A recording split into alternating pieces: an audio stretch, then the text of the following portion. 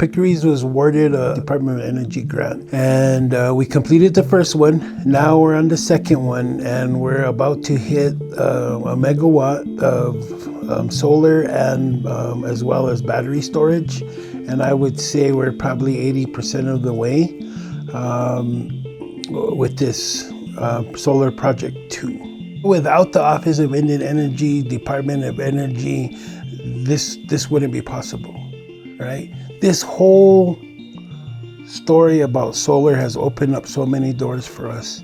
And without that funding and without that belief, I mean, they could have picked anybody. There's 500 plus federal tribes, but they picked us, right? That's pretty special in itself.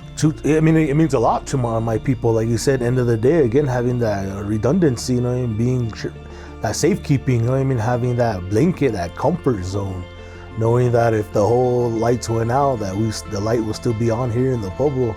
And that's going for even our surrounding communities around here, not just tribal.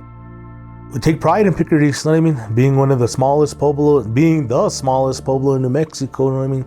Being able to build these projects and be the prototype across Indian country, you know what I mean? Letting them know that little Picuris is accomplishing this. And like I say, it takes great pride to hear different departments call us the little Pueblo that could.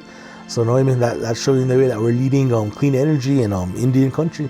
The C, Yaza, Celestina, that one's me.